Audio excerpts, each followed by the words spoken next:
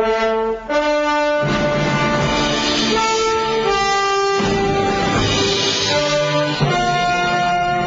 and gentlemen, I'm going to beg your indulgence here a moment longer. Typically at this point we would turn to Yahowah's testimony. We were considering in this particular case, because of the issues involved, political correctness, as we were considering what Yahowah had to say, and the reason that the tree of the knowledge leading to understanding of good and bad existed in the midst of the garden. And therefore it was essential for us to recognize the importance not only of us exercising good judgment, but also of the ploy that is being used by politicians, the media, academia, even the military worldwide, as well as economic leaders, to preclude us from having an open and honest debate and from forming rational and moral decisions. So in this light, particularly since the consequence of what we are considering is the potential death of tens of thousands of Israelis, because Saddam Hussein went down in a hole, and Muammar Gaddafi was bludgeoned in another despicable hole. Assad's not going to suffer that same fate. He's going to die. The moment America starts dropping bombs, he knows that his days are numbered. And there is no reason to suspect that he will not lash out by taking as many people with him as possible. That is what despots like this do. They have the capability of doing it. The very nature of Hasatan, the adversary, once he was kicked out of the regime of Malak, of spiritual messengers, he committed himself to taking as many souls with him as possible. And so we can be assured that that is the thought process of Assad. And during the top of the hour news, we heard the President of the United States say that he has not made up his mind. Now, first of all, it's inappropriate to even say it that way, because it isn't his military. It should not be his decision. We elect a Congress to make a decision on behalf of the American people. If we were a democracy, the people themselves would make the decision. We're not. We're a republic. But for him to say that he has not decided, which says that his decision alone will be the one that matters, tells you what's wrong with him. But the fact is, he has decided. And he has already told not only the military that they are going to strike, and we have not only begun to move unprecedented amounts of military hardware and weapons in that direction. Our ports are bustling at this moment, loading all forms of bombs and cruise missiles and rockets into transport ships to send them to the Mediterranean, and have been doing so for a matter of days now. But we made the announcement. Yes, we've already told the terrorists, the Mujahideen in Syria, that we're going to attack. Several sources who attended a meeting in Istanbul, this is from Reuters, on Monday of this week, between Syrian opposition leaders, those are the Mujahideen, and diplomats from Washington, those would be representatives of Barack Hussein Obama, and other governments. That would be Cameron, who just got his wrist slapped this morning. You know, Cameron brought the parliament back because he is in such a scandal. He wanted to play Warrior 2. And the lawmakers in Great Britain says, hell no, didn't you learn anything from Iraq? We're not authorizing you to join a bombing run of Syria. What's wrong with you? Can't you remember just as far back as Iraq as to how badly that turned out? Well, here, the diplomats from other governments told Reuters that the rebels were told explicitly to expect military action and to get ready to negotiate a peace. The mujahideen, the jihadists in Syria, were told on Monday, 3 days ago, that we were going to attack. Quote, the opposition was told in clear terms that action to deter further use of chemical weapons by the Assad regime could come as early as the next few days, and that they should prepare for peace talks at Geneva. One of the sources said, Ahmad Jarba, president of the Syrian National Coalition, met envoys from 11 states in the Friends of Syria group, including Robert Ford, the U.S. ambassador to Syria, at an Istanbul hotel. He's not only lying to you and saying that the Syrians did this to their own people, that the Assad government did it. And all of the evidence says exactly the opposite, including the intercepted phone call. Because if Assad had ordered his military command to do this, you don't have a panicked call from his military command to a forward unit saying, what in the hell happened? Tell me. He would know what had happened. We've set this up, just as we set up World War I, just as we set up the invasion of Vietnam, just as we set up the Spanish-American War, just as we set up the invasion of Iraq. We've set this up again. During the news break, there was this comment about finding the moderate rebels. Imagine going over there. Allah, Allah, Oxenfree, all of you moderate terrorists, please step forward. I'm looking for a jihadist who's peaceful. Is any of you jihadists here peaceful? Please, all peaceful jihadists, please set down your guns and take a step forward. Yeah, right. The Quran says that any Muslim who does not engage in jihad is a hypocrite and ceases to be a Muslim and orders good Muslims, those would be the jihadists, to kill them. Oh, Allah, Allah, Oxenfree, please. Oh, peaceful terrorist. Oh, democracy-loving jihadist, please step forward. We want to give you a country. No, there is no good side here. There's nothing that can be done. Islam has ruined them. Their iniquity is full. There is no way to make a difference in Syria that is positive.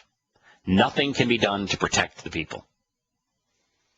They have ingested a poison that is more caustic than any that man has ever invented, Islam. And so long as Islam is the dominant force in that country, there is nothing we can do to make a difference. But if we start bombing Syria, then missiles filled with sarin gas will fly into Israel. Many more people will die. And ultimately, we will empower terrorists to take over that country. And they will annihilate the Christians. And there will be killing fields all over again, just as there is now in Iraq and in Afghanistan.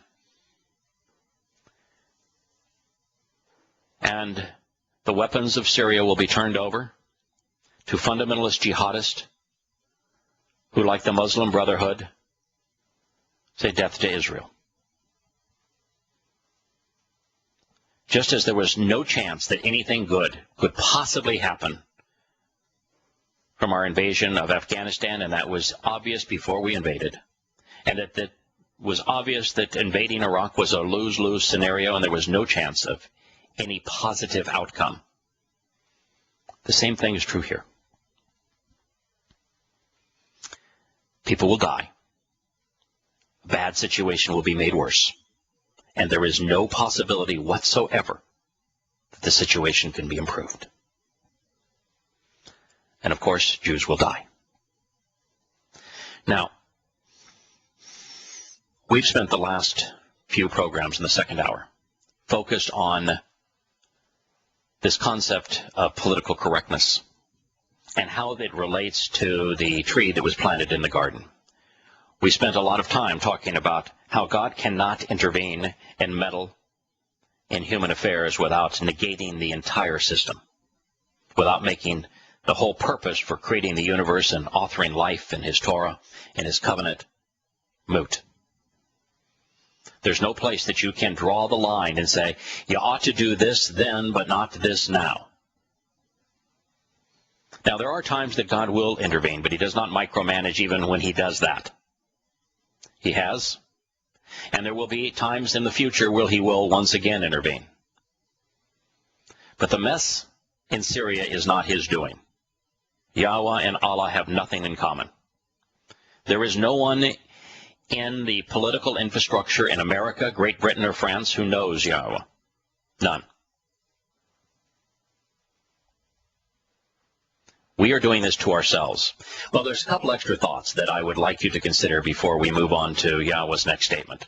First, as I said, that while God has intervened on occasion to preclude the exercise of free will, he has recognized the cost of doing so is tremendous.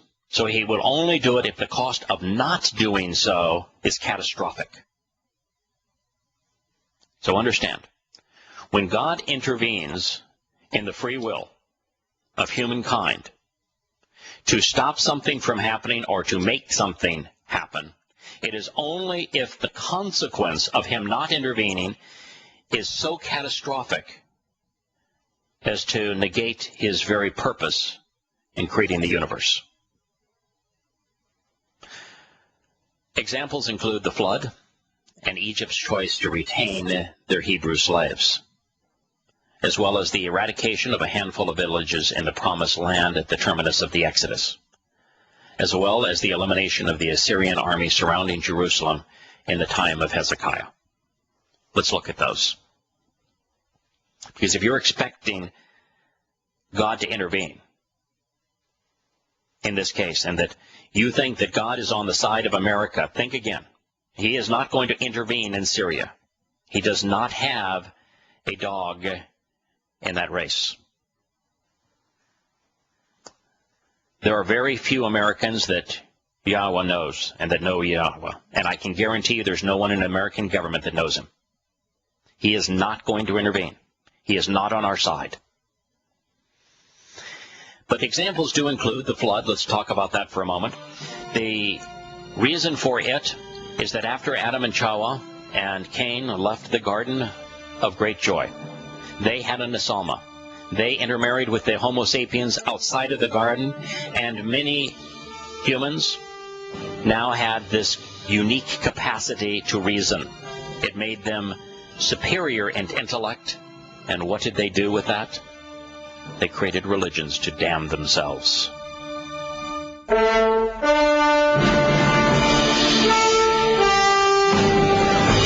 So welcome back to Shattering Myths. We have Al calling in from Tampa, Florida, who has a question, I suspect, on talking in tongues. Hello, Al. Welcome to the program. Al? Al, you're on. Go ahead. Yeah, I understand you have a question on talking in tongues. Yes, sir. Basically, as far as I can remember, and I remember going to a Baptist-style church and being around that, and I tell you, I never got along with that at all. My father is definitely into that, and from what I'm reading and learning, that I don't agree with it. If you can hit a little something on that. Sure. Let me help you. Let me help you with your father here. There's two perspectives on speaking in tongues that are presented in the so-called Christian New Testament. The first of them is by Shimon Kephesh. Shimon means he listens. Kephesh means rock. The second is presented by Shaul, who changed his name to Paulos. Shaul is Paul. They have very different perspectives of what it means to speak in tongues. Now, one admitted that he was demon-possessed. That would be Paul. And the other spent 3 years mano a mano with Yahusha, and therefore had a pretty good teacher. So let's talk about the two. The Shimon Kephesh tells us that Shavuah, which is the promise of the Sabbath, was fulfilled, and as it was fulfilled, the set-apart spirit came upon those who had benefited from Pesach, Passover, matzah, unyeasted bread, and Bakodim, firstborn child. And that Spirit enriched and empowered the children of the covenant. Now, what he is explaining is what Yahowah said he was going to do on Shavuot. That's the fourth of Yah's 7 feasts. And what God said is that I'm going to enrich and empower my children, enrich them with my teaching, empower them with my Spirit, so they can be effective witnesses. What we find in Shimon Kefish's presentation is that the Spirit came upon those children of the covenant who had come to know Yahusha and enriched and empowered them with the ability to speak in the languages of all of the countries surrounding Israel so they could effectively communicate Yah's message. And so, from God's perspective, the capability of speaking in tongues is to speak human languages so as to convey the message that he wrote in his Torah, prophets, and Psalms. Therefore, it's not gibberish. Now, from Paul's perspective, he wants you to speak in the tongues of angels. Well, the Malach speak Hebrew. It's the language of heaven. But what Christians, particularly those who are fond of Pauline doctrine view, is that speaking in tongues is speaking gibberish. Oh, well, I'm going to just ramble on here and pretend like I'm speaking in some language that no one on earth can knows what I'm saying. And so when you walk into a Pentecostal environment and they're rattling on in tongues, what you're doing there is you've got a bunch of nincompoops who are pretending to be religious. It is revolting to God. Is that helpful? Absolutely. It's how I felt, because God wants us to know and learn, and why would he want us to speak something we don't even know what we're saying? Yeah, you got the first. Right, you're correct. You've got the first 3 statements correct. He wants us to know and to learn, so we understand, and to know, to learn, to understand him. You have to consider what he said in Hebrew. That doesn't mean that you have to speak Hebrew, but it means you have to be willing to take the time to use lexicons to look up the meaning of the Hebrew words that he used to communicate with us. But he wants one other thing. And Shavuot is all about that one other thing. He wants us to share what we learn. It's the purpose of this program. And so he empowered the children of the covenant on Shavuot, the promise of sevens, enriching them with his teaching and empowering them so that they could communicate his message with all of the people on earth. That's the purpose from God's perspective. So you clearly understand it. It's too bad your dad does not. But if he's really into that sort of thing, there is nothing you will ever be able to say or do that will help him. Religion is a terrible foe. Yeah, it's been something. He's starting to come around. I mean, he's really starting to open his eyes. He's seen deception in multiple churches that he's been in, and realizing that they're not really teaching the truth. And they're only not teaching the truth. Everything they're teaching is a lie. I mean, it's even far worse than they're not really teaching the truth. Every sermon in church is almost universally based on Paul's words. And Paul spoke on behalf of Hasatan, Satan, by his own admission. Paul claims that he was insane, and his writings prove it. And unfortunately, Christianity is not based on Yahusha, but instead on Shaul. We'll return to Shattering Myths and to Larry after the commercial break.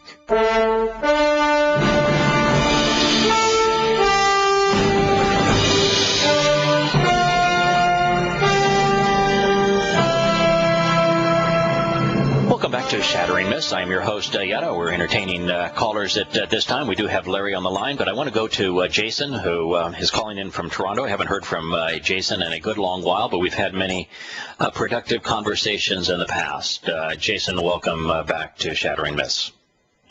Hi, thanks for having me. Yeah, I've been working nights, so I've been tuning in, but haven't been able to participate. Okay, but, well, welcome back. Yeah, I just one thing I just wanted to add to that last caller. Yes. I think there's something in the New Testament too. Sorry, I just keep using that term. But how about we use so-called New Testament? So-called New Testament, okay. Yeah, and I mean, for some of our listeners, Jason, for some of our listeners that's just coming, the reason we call it so-called New Testament is because there's only one covenant.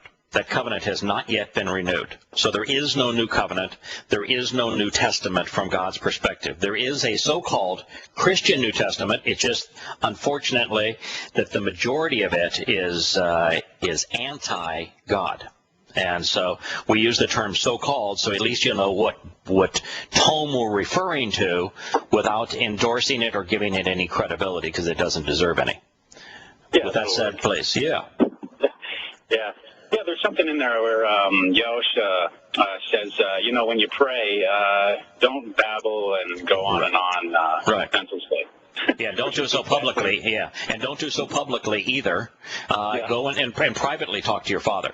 And so this idea of babbling in public is precisely what he said, do not do. And Yahowah says, listen, the prayer of those who do not observe the Torah are an abomination to me. I do not hear them. And so you have to ignore Yahowah and you have to ignore Yahusha to accept the Pauline position of public prayer, and particularly of talking in tongues. And it's just a great example of how Christians side with Paul against God and Yahusha. Can I add something here? Yeah, please, Larry. Well, in Matnyah 7:21-23, Yahweh's gift, he says this: all those calling me Lord, Lord won't enter the kingdom of heaven, but to the contrary, those in heaven who do my Father's will. Many will say to me in this specific day, Lord, did we not speak inspired utterances and prophesy in your name and drive out demons in your name, perform many mighty miracles in your name? And then at that time I will profess to them, I never do them.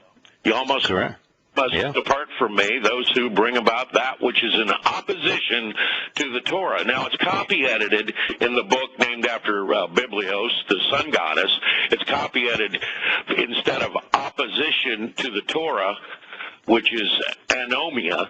It's copy-edited to evildoers, and I'm not sure what an evildoer is, other than somebody who doesn't, who trashes the Torah. There's an evildoer, right? And Larry, one of the things that I learned when I was translating so much of Paul's writings here recently to improve questioning Paul is that the use of nomos, and that was anomia, the use of nomos and its derivatives, and all that, a is negation in Hebrew. So what we're doing is we're negating nomos. That nomos was the word that was used throughout the Septuagint, which was the only reference that most Christians had and that Paul used for the Hebrew Torah, prophets, and Psalms. It was the Greek translation of it. And universally, 300 some odd times that Torah is found in the Hebrew text, it is translated using a derivative of nomos in the Septuagint. And so all one has to do to realize how to translate nomos is to look at the Septuagint, and it is the word universally used to replace the Hebrew word Torah. The Hebrew word Torah means teaching, instruction, and guidance, and yet most places in the so-called Christian New Testament, you will find nomos rendered law, even though there's nothing. You will find that actually in the covenant writings in a book named after Biblios, the sun goddess. Correct. They'll take Torah and it'll become law, even though there is no word in Paleo Hebrew for law. Am I wrong? Well, there are words that God can use for to convey the concepts of law. Torah is not one of them. Torah strictly means teaching, guidance, direction, and instruction, and there is no Hebrew word for obey, so you can't have a law to obey. So that statement is a perfect one for the last caller. We'll go back to Jason's comment here in just a second, because he was also feeding off the previous caller. And what you're right is Yahusha said, not anyone calling me Lord is going to be allowed into heaven, but instead those who engage upon the will of the Father. What is the will of the Father? The Father's will is all conveyed in a singular document and for a singular aspect of that document, which is the covenant. He wants us to participate in the covenant. And that's why he's referred to as the Father, because the covenant, Berith, is a family-oriented relationship. What God wants you to do is to come to grips with the 5 terms and conditions of the covenant and to embrace them so that he can save you. And he isn't going to save anyone that isn't part of the covenant. That's why he said, to all you people calling me Lord that claim to be doing all these wonderful things in my name, I don't know you. You are opposed to the Torah. Get away from me. And that's the sad reality that's going to affect 100% of Christians. God's going to say to them, I don't know you. Get away from me. And that's the answer to Al for his father. Now, Jason, I know you wanted to make another point, and thank you very much for that contribution, Larry. That was spectacular. Yeah, thanks. I've been, studying the Torah on my own, and I do at times come upon things that at least my conclusion doesn't agree with yours. Okay. And I thought, I got like a handful of them now, maybe once in a while or once a week, I'll call in and just bring it up and we can talk about it, Okay. What something would probably be even better in this regard, Jason, is at the Yahowah.com site. There's a contact us at the bottom. Those emails will come directly to me. If you shoot me a topic that you want to discuss, well, I'm always happy to be extemporaneous, and everything that we've done thus far on this program has been wholly extemporaneous.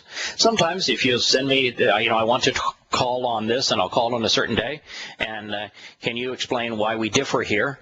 If you give me a chance to do a little bit of research, I can probably provide a clearer answer, and might end up agreeing with you, by the way, than I could if we're only dealing with an impromptu response. But as I say, I'm happy to do an impromptu response. But if you want a more well-researched answer, if you send me an email on them, I'll be glad to deal with them. You want to just throw out one of them for drill? Yeah, go ahead. Go ahead. Let's throw out one of them for just conversation starter here. What's one of the places where you think we disagree? Yeah. Well, for one, the reason I would like to is I just enjoy discussing it. It's not always easy to find somebody who wants to talk about the TPP like for a couple hours at a time. So, oh, absolutely. And we're in a situation where I'm very open to, if you can point out something that I've said that is wrong and you've got a better way to understand it, then I'm the happiest guy in the world, because you're going to keep me from perpetuating a mistake, and I'm going to learn from you. So I'm not defensive as it relates to my understanding. I'm fully willing to say I'm a flawed implement. I love the discussion. I love the discovery. When I'm wrong, I'll go back and try to amend my writings. And I love it when somebody can show that I'm wrong about something, because then I have the opportunity to correct the record. So by all means, you want to try the first one now, or do you want to wait? Okay, go ahead. Well, I can send an email, but I'll bring it up, I guess. You don't have to. Okay. Go on and on about it if there's other things to talk about, or you want to look into it more. But one thing I noticed, I'm not coming to the same conclusion about the creation account, and there's a couple of reasons. Okay. One is that in chapter 2, we have sort of an order of operations, if you will, where it's clear that man existed prior to the animals, and Yahowah existed after. So if you put that into chapter 1 timeline, you have, I'm not saying I have a right answer. I'm just saying that there's a lot of gaps there, and that's fine. I don't mind having them, because usually the more you read, that's sort of the fun part. Things get filled in. Yeah. So okay. Let me give you a quick response here. The Bereshith Genesis 1 account talks about creation from the perspective of the Creator in chronological order as he created the universe, life in it, ending with man and then the day of rest. And it goes through and it delineates what he did on each day. And the most profound aspect of that, of course, is that we are now able to use the cosmic background radiation to verify that indeed the universe was created just as God said, and that from a timeline, if you were at the point of creation, it would have taken exactly 6 24-hour Earth days, and that's based upon the relativity of time relative to light. So we have now scientifically demonstrated that everything God said in that creation account took place in the order that he said and in the timing that he said, and it's profound. Now, there is a recap of creation, though, now from an entirely different perspective in Bereshith 2. And so the change is the change of perspective. The perspective in Bereshith 1 is God's perspective as the Creator at the center of his creation and what he did and how he did it. Then he changes his perspective. Doesn't change the story, he changes his perspective. Now he's going to tell the exact same story, but from a different perspective, and that's the perspective of Eden. Because that's the reason he created the universe.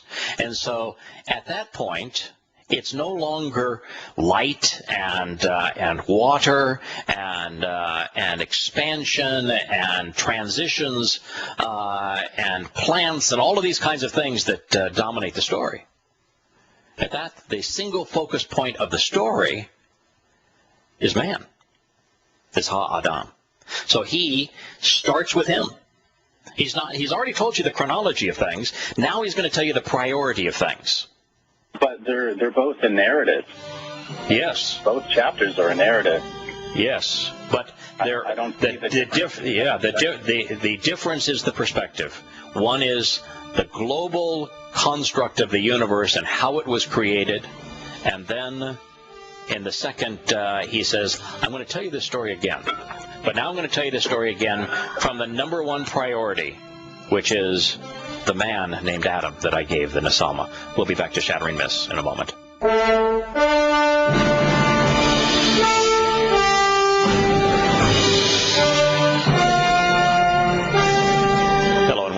To Shattering Myths.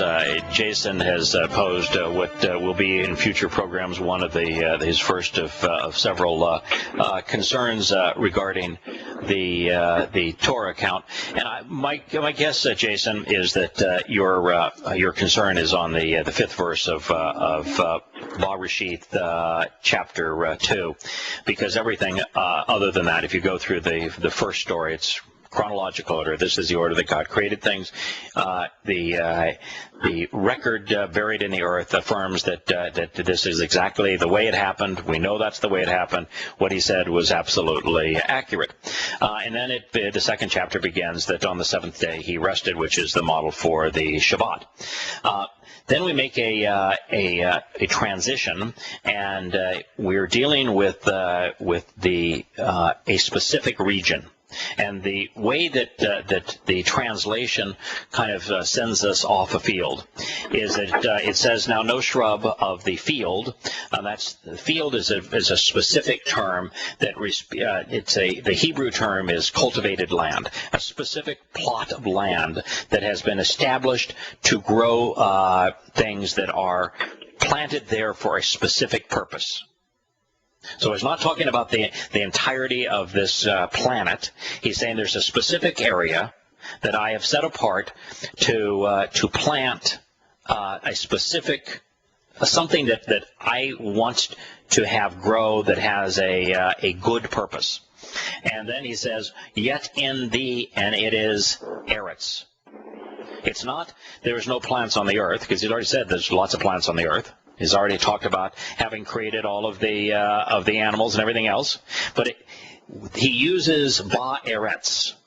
And this Ba-Eretz means in the region, in this place, in this particular land. So there's the field, which is a place that he's going to say, I want to cultivate this particular place. Now, what did he say about the Garden of Eden? That he specifically cultivated the Garden of Eden, and he put in all sorts of trees which were beautiful, both to look at and to eat from. He's now prefacing that by saying, here's my cultivated place. This is this garden that I'm going to plant.